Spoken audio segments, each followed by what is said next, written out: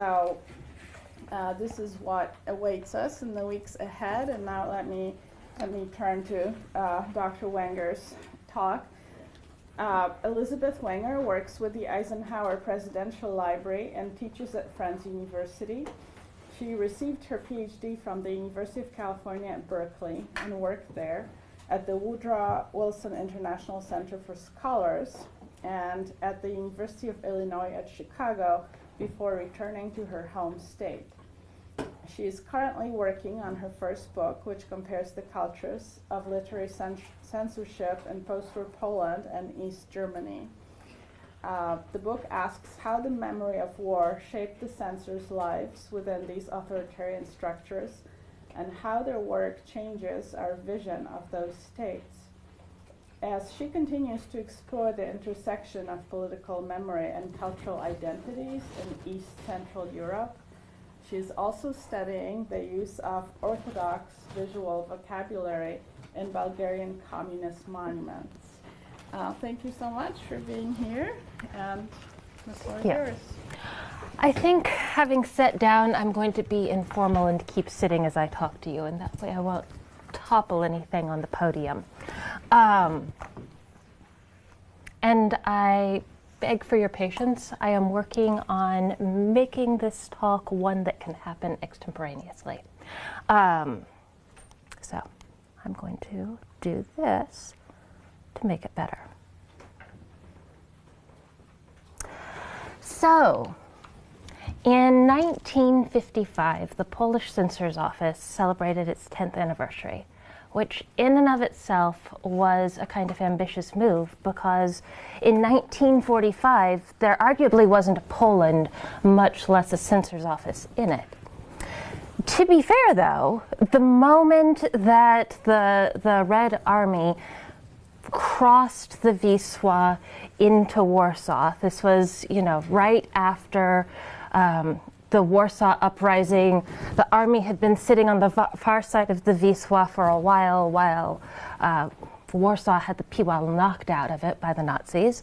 The moment the first vanguard of the party that had been waiting in Moscow to come back and start up a government in Poland got there to do it, they started setting up a censor's office. So while there was still only a pontoon bridge built by the army as the way to cross the river, while literally the ruins of Warsaw were still smoldering, they started setting up this office. Most of the people involved in this celebration weren't actually on hand for that, but a lot of them really had been around since late 45 or early 46. And when I came to read their stories, because the way they celebrated was that they had a surprisingly lively informational bulletin. It was, in theory, just a run-of-the-mill communist bulletin. It was meant to instruct the sometimes direly uninstructed staff in how to do their job. It was like any other workplace publication in that it was boring and formal. They tried, however, to really get the censors from the provinces involved and to encourage people to send letters and to even sometimes, write little creative efforts like skits or poetry about the office. They wrote in to ask questions about how to do their job better, or even questions about sort of the political events of the moment. So when they came up to this anniversary, there was a big movement that happened to gather not only memoirs from people who had actually managed to be in the office for 10 years or nearly that, but also some of these creative things that they had written sort of back at the time when the office was first founded. So again, longer satires, sometimes little skits, and pages upon pages of short memoirs trying to explain, what life had been like at the very founding of the censor's office. At first, when I read all of this, I thought it was only interesting because I had been buried in mounds upon mounds of bureaucratic minutia.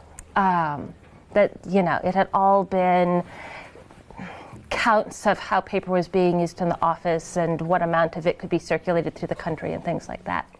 The more I thought about it, though, the more I realized none of these genres is groundbreaking. None of these writers is doing anything particularly interesting in a formal way, as you would expect. I mean, they are not that well educated. They're not the literary lights of their generation. They're just run-of-the-mill censors.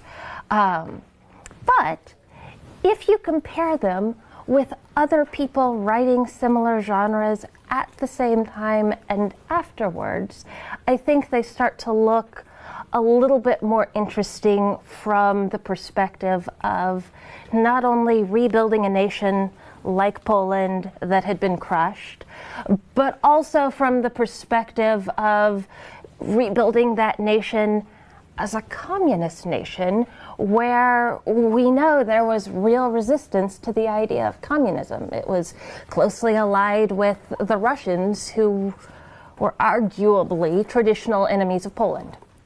And communism was a small movement before the war and not widely embraced. So the thing that I want to argue by looking at, these little pieces of writing that the censors came up with is that they used the memory of the war, but more precisely, they used its absence because they never actually speak about it, to create a kind of Soviet identity that's also about absence.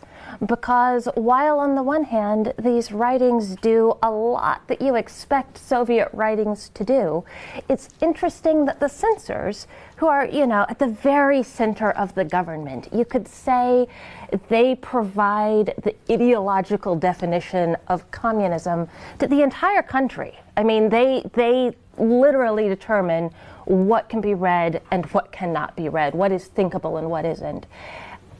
And still, they describe their job and their formation in it with very, very little reference to the party. So what I want to suggest is that this sort of co-identity that happens with an absence of the war, absence of trauma from the war, also creates an identity that allows Poland and communism to sort of coexist because the state is always somewhere else. So, to give a little bit of background for people who are less specialized in Poland, the important thing to know is that the war was particularly bad in places especially like Poland, but also further south, where armies crisscrossed the territory back and forth. This is the argument made very, very famously by Timothy Snyder, that says, you start with the Germans and the Soviets come to meet them, and then the Germans invade and the Soviets invade back. Legal structures are destroyed, civic structures are destroyed. People who start with a fair load of trauma even before the war begins are further traumatized and behave really impressively badly. To zoom in on Warsaw, just to keep from talking in the sort of grossly large numbers about Poland that become hard to understand. Once we start talking in millions, I think words start to mean less and less. In Warsaw itself, before the uprising, but especially during it, more than 85% of the city is destroyed. And when they say destroyed, this is to say, really, buildings are left uninhabitable. People flying over the top of the city can't distinguish where the major streets were. The Nazis during the uprising paid particular attention to monuments and structures that were important historically and for memory. So really the entirety of the old town was destroyed so profoundly that when as a gift to the city of Warsaw, the Soviets decide to rebuild the old town. But there aren't enough bricks left to rebuild it. So they have to go down the road to the next medieval town that has also been knocked over and gather up the bricks so that they actually literally have the material to reconstruct the medieval city. As you would imagine, railways, communication lines are also, they're just entirely gone. None of them are left. Housing happens surprisingly lightly. About 70% of the housing is left in this. No, I'm sorry. Only 70% of the housing is destroyed. You have 30% of it left, which in context of Warsaw is really doing relatively well. Most of the city had fled by the time that the uprising happens. What was left is again destroyed in the violence of the uprising itself, which was yet another trauma that followed years and years of trauma, both in the Polish cities and in the Polish countryside. All in all, I think it's estimated that about 16% of the Polish population was killed in the course of the war. That is a number that rivals everybody except Russia and I think possibly Romania. What it means practically is that nobody who's left is dealing without loss. Everyone has lost some family. All of them have experienced privation, oftentimes sickness. The numbers don't count people who were wounded, maimed, etc. I mean, you read the memoirs from this period and they're difficult. So this is the background that the censors are coming from. And it's important to remember that while the leading members of the party had to escape relatively early in the war to avoid being killed and also to plan for the rebuilding of Poland, they weren't in Cabo, they were sitting in Moscow trying not to be killed by Stalin and also making plans for the rebuilding of the state. Or they were doing much the same in London if they weren't communists. The people that we're talking about who are actually going to become censors were left in the country. They were nowhere near elite enough to have fled much further than, perhaps they had moved from Greater Poland to one of the other provinces. Perhaps they had gone to the countryside, but they had not fled away from the actual front lines of the war. And that, I think, though it's relatively little mentioned from the moment the war is over onward, is really central to understanding how these people are thinking about Poland, how they're thinking about their own experience, and how they're framing the relationship between those two things. The censors themselves were young, by and large, like a lot of other ideological professions in Central and Eastern Europe after World War II. It was lots of times felt that the younger generation was less tainted by all of the prejudices and craziness that had led up to the war. They were by and large not Marxist. And they were certainly not party members. Party members in Poland were thin on the ground. They were never a huge portion of the population. And even when the party grew exponentially right after the war, they stayed, the numbers in the censor's office were never more than half of the censors. At this point, it was lower than that. In the early days, it was lower. And even those who eventually would become party members, because the Communist Party hadn't really been deeply established in Poland before the war, had very, very little education in what Marxism was about.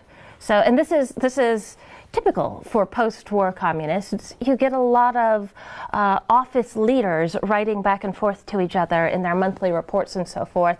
Oh my goodness, they haven't even read Capital. How are we supposed to do this?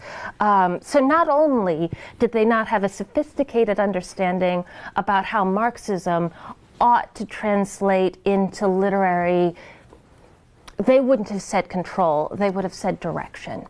Because one of the distressing, charming, odd things about these censors is that they always see themselves as building the literary establishment. They deeply believe that their work is positive. And in the very, very early years, when there's literally not enough paper to go around, and printing is a matter of triage, deciding what books are most necessary fastest, there's at least an argument to be made there. And that sense of building up the literary community and the literary backbone of Poland, the stock of books that everybody can read as literacy grows throughout the country, that continues really well after there's a factual argument to be made for it.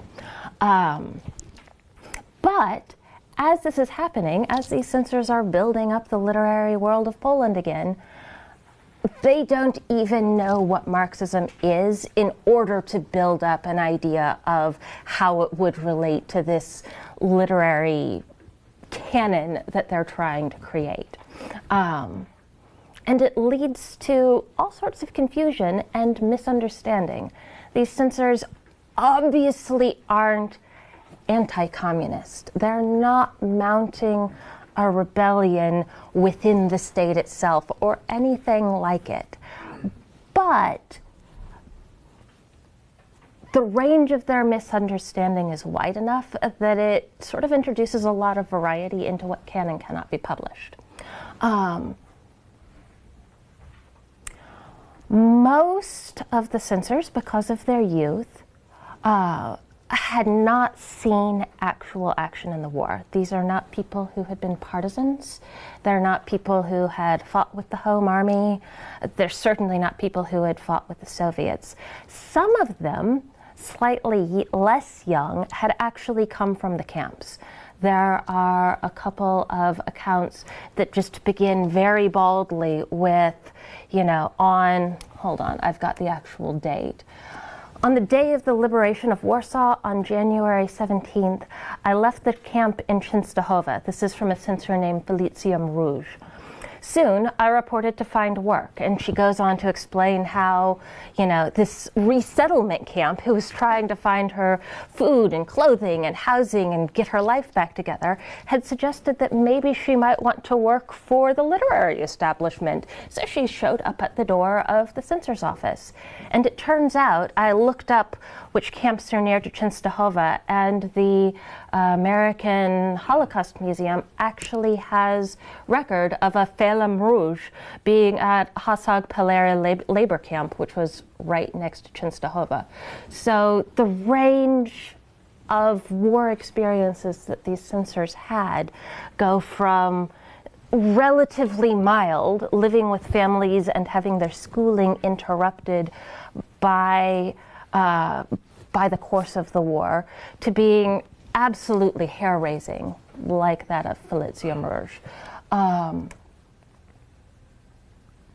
The real limiting factor was education. Poland had fairly low literacy rate going into the war.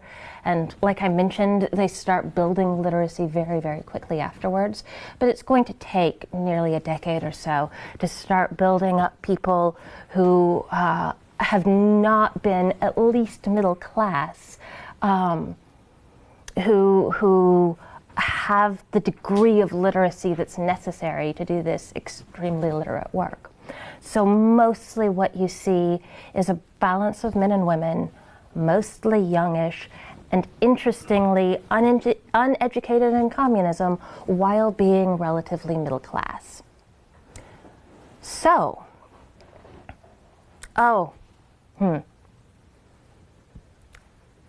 I should have put this earlier, I'm sorry, but I just noticed that I had quotes. And I think they're good enough that I'm going to read them to you, just because they give a sense of sort of the devastation of Warsaw and how people felt about it, in a way that's going to resonate in the way that the censors talk.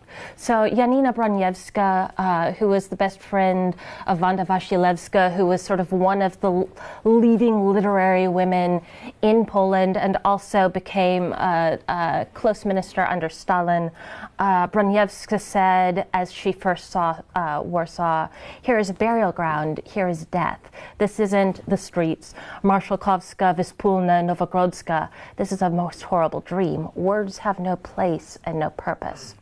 Her husband, Broniewski, said, "Warsaw looks terrible. You walk along these ruins and from time to time you sob." And even the poet Adam Wajek, yes, who came back sometime later, it took a while to arrange his passports and papers, wrote about Warsaw, "The years which were also your times, people of not quite bad will, are buried in my heart as if in a common grave." And in all of those, you can see that the idea of Warsaw as a mass grave, as a site of profound national mourning, is overwhelming. These people, especially the Broniewskis, being communist functionaries, are immediately going to downshift into rebuilding. But the first movement is one that's about mourning and loss.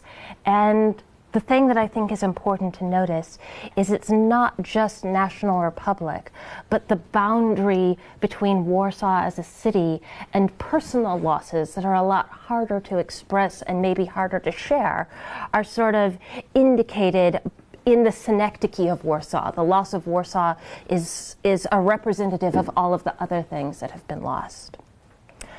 So, I've already given sort of a sense of what these memoirs are going to look like, but I want to take a moment not only to talk about what they actually said, because they're charming, or at least I find them charming, but also what we might be comparing them to.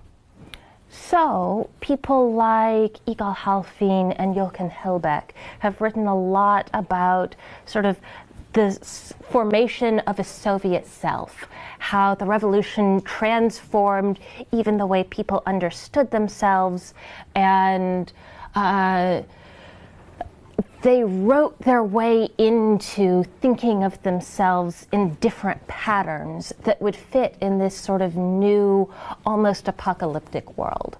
So in the same way that journals can be used, well, even today, I mean, we say you make a New Year's resolution, that's a Freudian slip, a New Year's resolution for self-improvement to you know, journal a couple of times a week and think about your finances or the amount of, I don't know, refined carbs you eat or something like that. In the same way, these autobiographies and journals that the earliest Soviets wrote were to think about how to be a better comrade, how to be a better socialist, how to be a real member of the proletariat. And they all follow a pattern.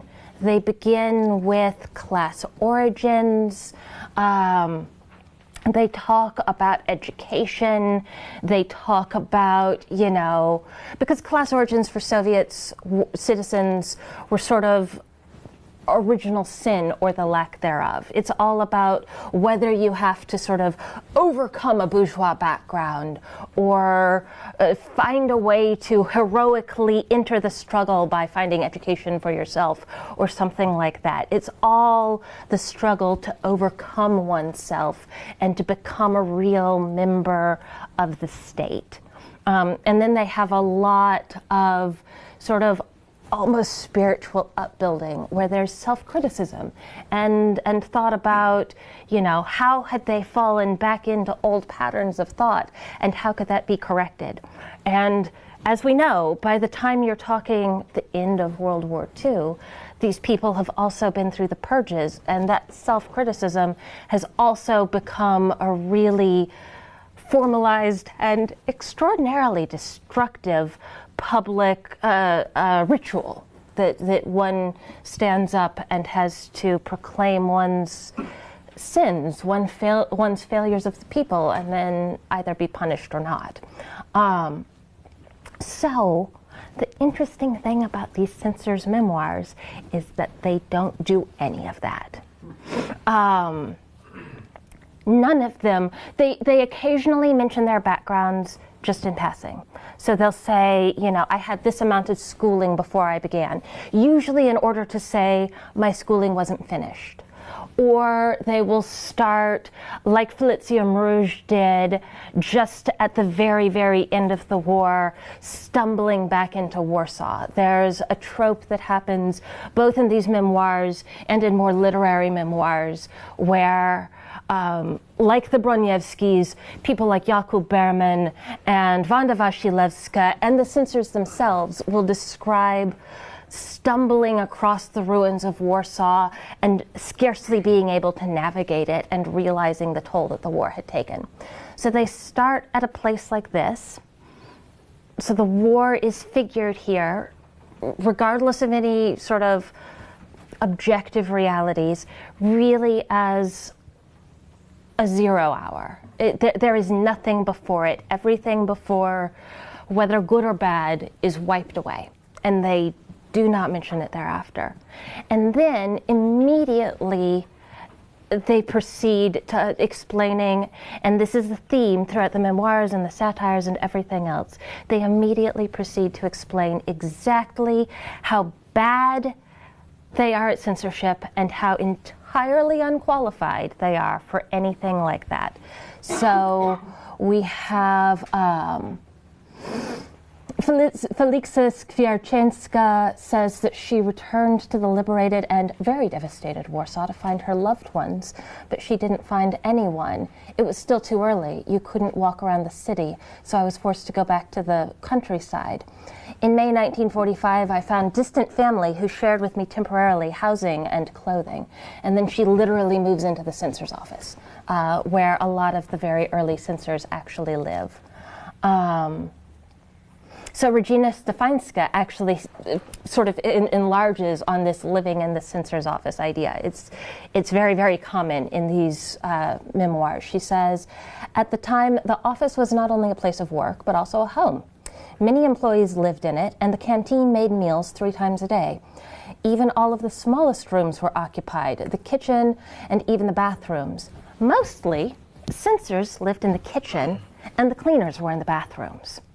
I remember how much laughter there was at one of the trade union meetings when one of the censors, I believe Comrade Kowalski, said he was sleeping in the cupboard and his roommate in the stove. Really, both of them slept in beds, but the kitchen they lived in was so tight that one of the beds was arranged so that part of it fit in the cabinet in the wall, and the second bed could be placed directly on the stove so the foot of the bed hung over the floor. This is an idea that they all keep going back to. And then Sofia Figlewska, talking about the beginning of her work, says, I was completely illiterate. I deeply believed that the left wing of the PPS, the Communist Party, was evil because in colloquial language, left or on the left had unpleasant connotations compared with a right character, etc. So she continues to explain how, you know, she's not only unversed in communism, she is entirely politically confused and has no idea even how to work, she hasn't had a job before. So a lot of these censors talk about the office as something that acted as a kind of ersatz family for them. For the younger ones, older censors sort of almost stepped in as families. Some of them talk about how people in the office sent them to university to finish their education, and then they returned and continued working for the censor's office. But they really do return to say again and again, we were entirely incompetent in censoring. Let's see. So yes, we have Janina Grajewska, who said, "I'll never forget one of the first questions asked of me when I began to work. Comrade Karpovsky, the director, then said, 'Do you, comrades, know what censorship is and what its role is in Poland's atmosphere?' I didn't know much about it at that time. We talked for a long time, and I was admitted to work and started learning the censorship profession. Comrade Landsberg, Comrade Landsberg reigned, or rather mothered us. She tormented us solidly, but how many valuable opinions and pieces of information she taught us, how much caring and kind-hearted advice. Then came the first nights, the first inexact interventions. They refer to changes they want to make in books and things as interventions. And the unfortunately first, she's implying that there were going to be lots and lots more oversights, which we were told even at the time were an inevitable necessity. That's her quotes as well as my quotes. So really, the overwhelming theme of these memoirs is twofold. One is that there's this silence about the war that is acknowledged. I mean, there are these, it's not as if Felixa Skwierczeńska, who is looking for her family and apparently doesn't find them and has to beg for clothes from, you know, these distant relatives that she happens upon. She's not denying that the war happened, and she's not heroizing it. A lot of Soviet literature is going to spend a lot of time talking about, you know, the heroic struggle for the fatherland, and that's not what's happening here. The sense is, almost the implication is, I would argue, that everybody already knows this because everybody has had the same experience. So it's alluded to as a beginning place, and it doesn't have to be explained further. The thing that does have to be explained is how, as communists, these people are deeply, deeply unworthy. And that, even 10 years later, continues to be a theme, that they don't know what they're doing, that they hope that they are even semi-professional, but frankly, it seems like a high bar. So if we move on and look at the satires and this sort of poetry that they write, which is, I mean, in my view, it's a little bit hilarious. These people are censors. They're going to be known in just a few years as the very worst of cultural Philistines. I mean, if you read, yeah, exactly. And if you read like a wrong impression here. No. Who are the most hated people? Yes. And if you read like the Magic Lantern or something like that, the accounts given of the censors are gendered and classed and mean. I mean, I enjoy Timothy Garton Ash, and he says many, many brilliant things, and it's amazing that he has these insights about the revolution. But when he talks about the censors, it's all about like the ugly muumuus they're wearing and how their faces have been destroyed by cigarette smoke, and how their educational standards are not up to those of him and his friends. And you don't expect those people to be spending their spare time writing like essentially fan fiction about their office in these elaborately rhymed poems. I mean, it is that. And all of these poems go back again to two themes. One of them, again, is the entire lack of professionalization. And the other one is, again, this idea of growth and change, again with Warsaw as a synecdoche for both Poland and their own individual lives. So, just in passing, I think it's worth noticing that there are other kinds of satire going on at the moment that these censors know about, because they are large literary debates within Poland that these people are having to read as part of their training. Poland has a really long literary history of satire. So the first communist journal, Kuźnica, that is the really hardcore ideological journal. It's not the one that's sort of reaching out to more moderate people.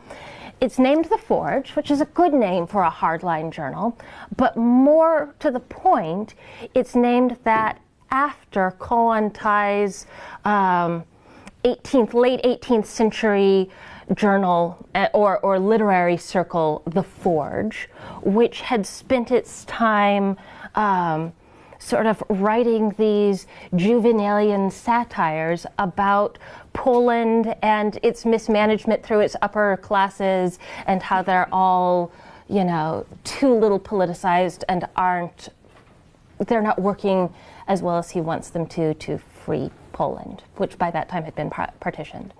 So when they're naming this journal The Forge, they're looking back to a long literary history. And Jan Kot, who becomes the leader of that journal, talks about finding a red thread that runs through Poland's history. The Forge's critiques and satires are extremely pointed. They're the sort that we think of as sort of hardline communist satire. It's pointing out the errors of the bourgeoisie and looking to excise them and correct them. So the people who are writing are insiders, the people who are reading or the people who the satire's directed at are the outsiders. This is not what's being done by the satires that are written in the journal. They are satirizing themselves, and the satire is distinctly more gentle.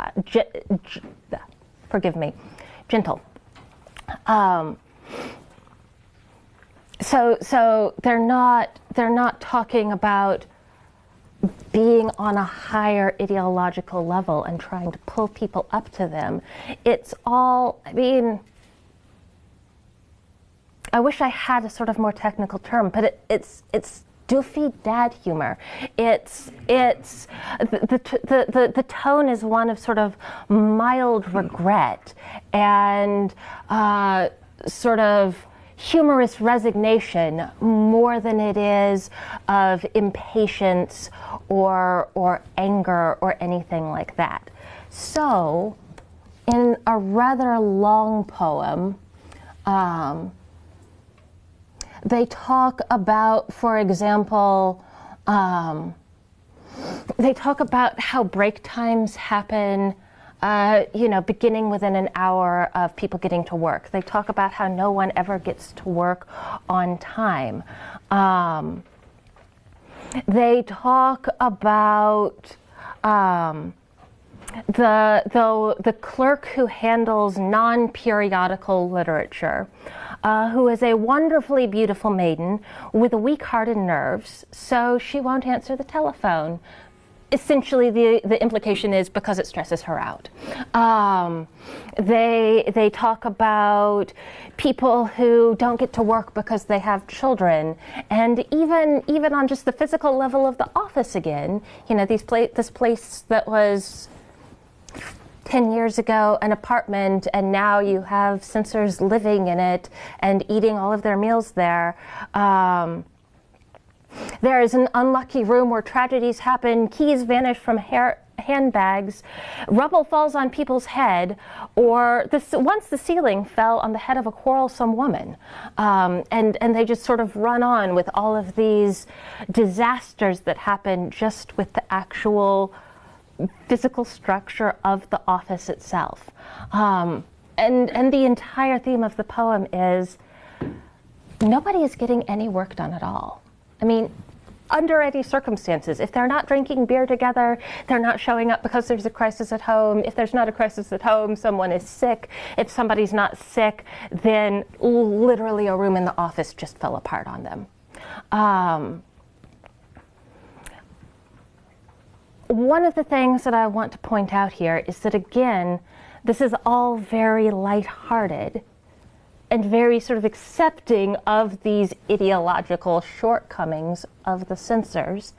But at the same time, there's the assumption, or at least the recognition of trauma that's happened elsewhere recently. So, you know, if you think about it, why are people not able to get into work on time? Because there is literally no bridge across the Wisła. Why is this lovely clerk's, why are her nerves shot? Well, there's just been a war. In fact, everybody's nerves are shot. In fact, everybody is sort of standing around smoking cigarettes and hoping not to crack up from PTSD. And you can see the same thing. I mean, if you take the structure of the office as a sort of literary move, and the office stands in for these people's personal lives, it too is structurally undermined and barely holding up.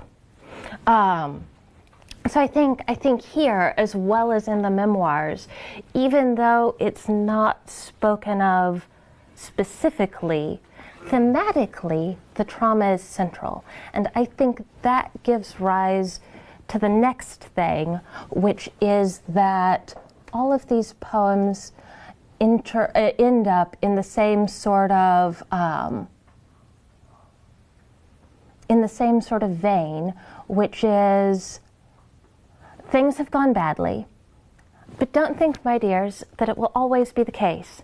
When we put everything together, as we have here in this room, there will not be a bad sheep among us. We will be more and more excellent. There's another one that even gets more flowery. Let me see if I can find it. Here it is. Our city, lovelier by the day, and it is ever better and better. But among all of the wonders of the city, there's one that I dream of. Just there at the corner, we spend our nights and our days. He is our office, so in this case actually being personified. The eighth wonder of the world, green like the leaves of the young birches. And somewhere, my formatting is off. It says, our office, ever greener like the leaves of the tree, will continue to grow upward. So, all of this hints at a sort of larger theme that's happening within Poland, that reconstruction is the major point of legitimacy for the party, that they are literally on the ground, and that they are literally, physically rebuilding buildings and making a government happen. And for the people who had survived the war, even whether or not they disagree with the party on an ideological level, and many really, really do, the idea of rebuilding the buildings, the state, the lives of individual people is one that everybody can get behind. The thing that I think is happening in all of this literary creation that's remarkable within that is that both the trauma and the process of rebuilding sort of work around this, avoid the idea of the actual party itself by emphasizing the trauma, their inability, their basic unqualification. They become less communist and more Polish, even though they're at the center of the government. and it gives the government a way to exist and become legitimate and work its way through the lives of these people and their self-fashioning, even while this idea of Polishness being opposed to communism still continues to coexist. Thank you.